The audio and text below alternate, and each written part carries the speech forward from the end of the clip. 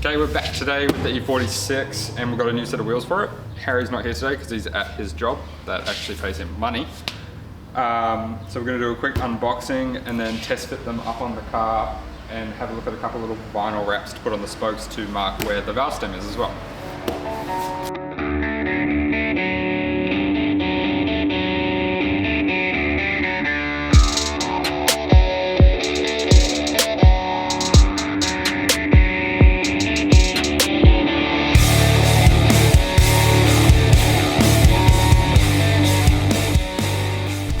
So it's got one of the wheels mocked up on the car now.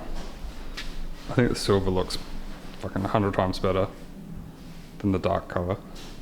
And what we're going to do now is we're also just going to mark two spokes there either side as the valve stem, so when it comes into the pits, instead of trying to hunt for the valve stem, it's easily marked out where it's going to be so that you can get a tire temp off it real quick. And obviously like pressures and whatnot. So options are between yellow and green, so we'll line those up next to the car now and see what we think will look better with the color scheme that's going on. But the silver already looks way better than the dark color did on the BBS wheels. Just going over the wheel specs as well, because I haven't mentioned those yet. These are Koya SFO2s.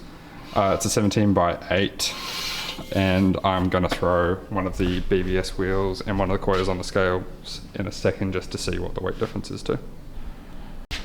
So I've just used a little bit of masking tape just to mock up the colours, and it's on the wrong spoke as well, just because I don't want to put any sticky residue left over where I'm going to be putting the vinyl wrap.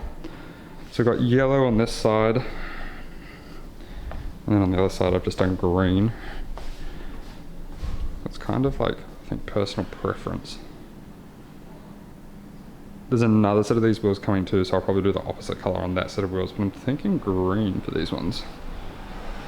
I'm not too sure. The other looks pretty good too.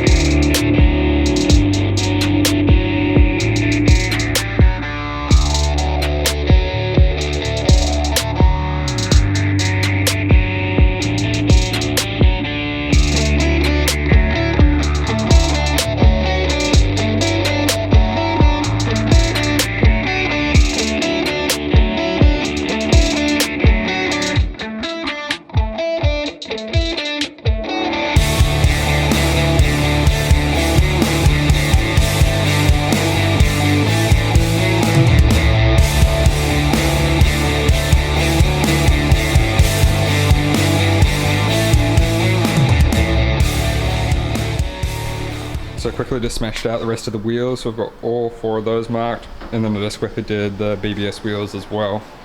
So I'll quickly throw one of the silver ones on the scales to get a weight, and then we've got a tyre guy coming to swap the tyres over, so we'll just put these wheels on the Koyas, sorry, these tyres on the Koyas for the test day. And then the new set of wheels that's coming, we'll get the actual series spec tyre mounted on those so that we're ready for that too.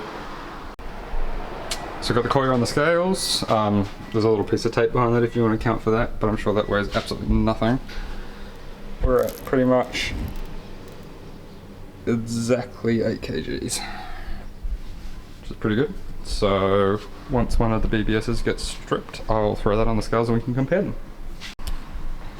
Okay, so I've got one of the BBS rims stripped down now, and for weight comparison, see we're at 7.9, so 0.1 of a kg lighter than the Koyas, but not silver, so we're going to run with the Koyas.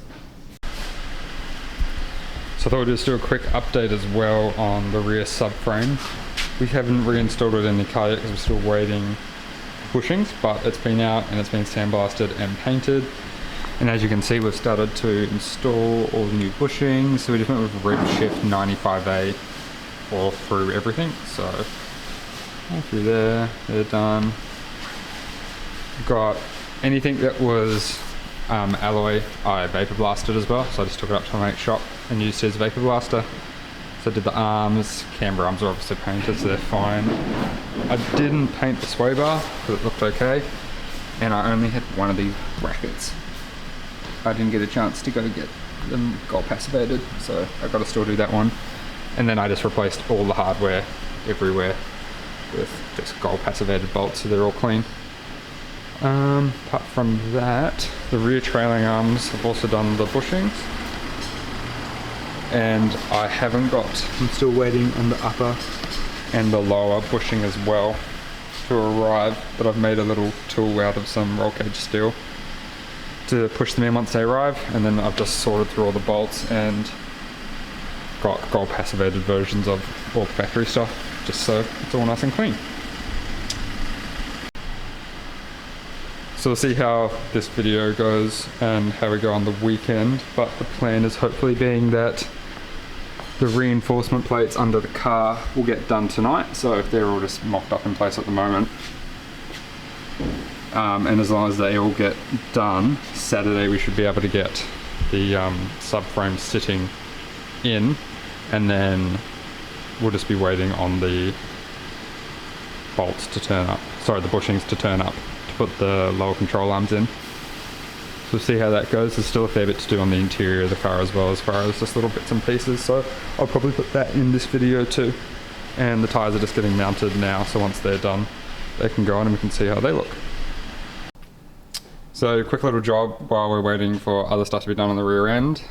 We've got a AAF power steering cap, so it's just a little billet cap with an overflow, and then it has a little reservoir which we've just mounted on the side of the factory power steering mount. And it just means when the engine and the power steering obviously gets hot, instead of it overflowing and spitting it all over my engine, it just overflows into that little reservoir. So quite a neat little solution.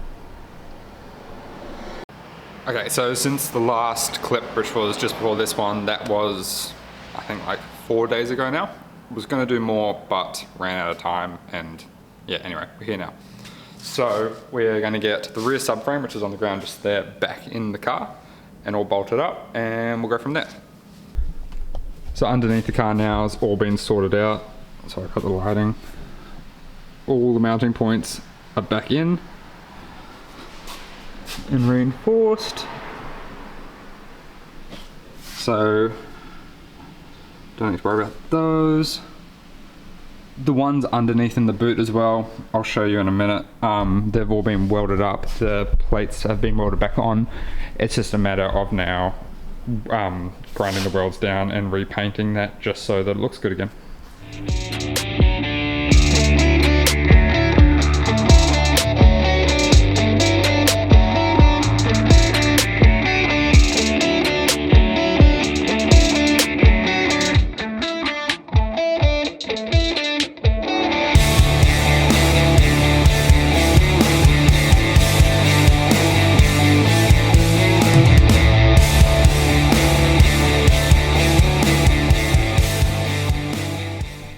Okay, so I've got the rear subframe bolted in at the back, but I'm just working out the correct order to do everything in at the front. So before I put the front brace on that goes across, I want to get the drive shaft bolted up because you can't get to the drive shaft flange once that's in. But before that's in, I actually have a DSSR to bolt up to the shifter, which we can quickly do now while we've got access to that quickly. So it's just a Turner Motorsport one, quite clean. Very shiny, so we'll do that now. So we've got the old shift rod out and we've got the new one in. I have to say that the fit and finish on this is probably the best I've seen so far. It fit effortlessly in and was super easy. A lot better than some of the other ones I've seen on the market. So that's all in, so we can go back to throwing the drive shaft in and then bolting up the rear subframe.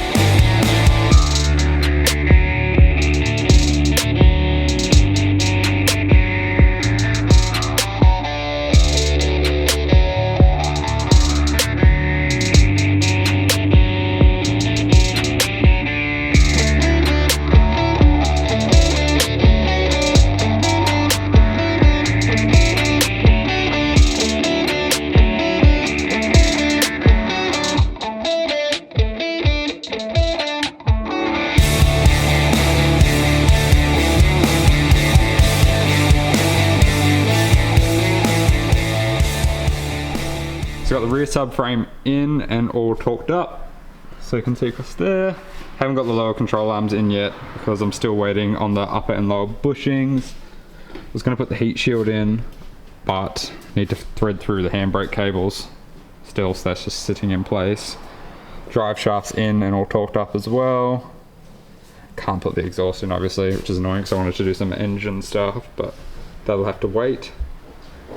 And yeah, that's it for that. So I need to hook up the reverse light harness on the side of the gearbox because I never did that when I manual converted it. So I'll do that now and then do a couple of interior things.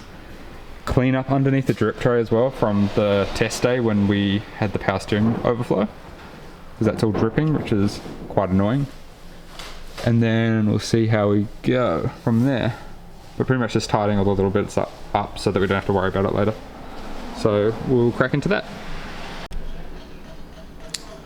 Okay, so the last like hour I've just been getting everything done, kind of picked up the camera, but quick overview.